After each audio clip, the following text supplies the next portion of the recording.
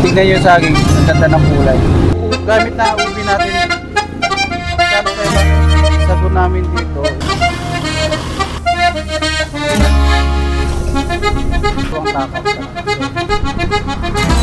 Pasuyo nga po ng isang halo-halo. Ayan. Yung gamit na ubi natin dito is homemade. Kaya masarap siya. Tapos dito nyo kami makikita sa may harap ng Balibago. Ayan, yung makikita nyo itong barangay Balibago, yung arko.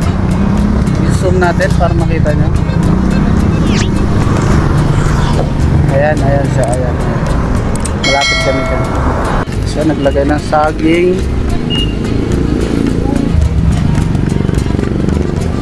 Tapos maglalagay ng beans. Yung size ng baso namin dito is 22 ohms. Tapos ano na siya, magkano sa'yo, mami? 75 pesos. Yan. Sa Chowking, ano lang to, ano na to, siguro mga nasa 100 plus na to. Pero sa amin 75 lang. Malaking size na siya, large. Naglagay ng nata.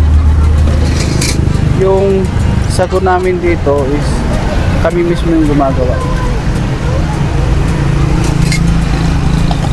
Tapos yung yellow na gamit namin dito is tube ice. Yan. Kaya malinis talaga siya.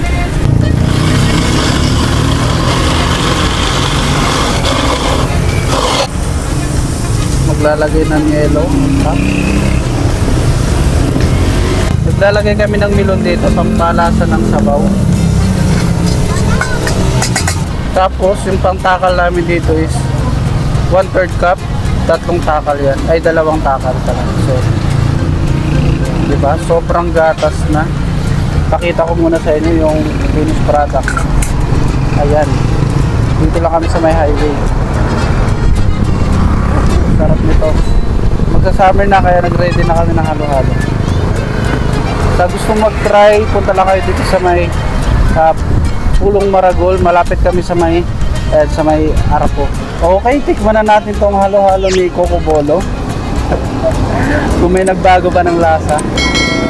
Last year nagtinda rin kami na ganito, nag-stop lang kami nung tagulan. Tapos ngayon, nagtinda ulit. Okay, haluin muna natin ng maayos. Yan guys. Ganda na kami. Halu-haluin muna natin.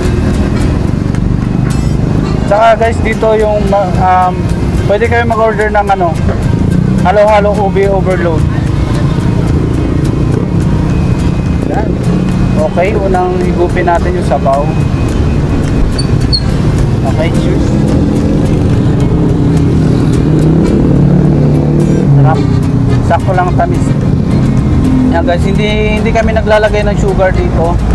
Talagang natural lang na pampalasa yung mga sahog. Kasi yung mga sahog namin dito is mga matatamis na po. Kaya hindi na kami naglalagay ng sugar. Isa pa.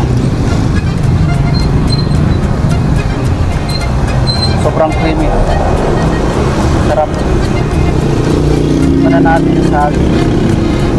Guys, tignan nyo yung saging. Ang ganda ng kulay.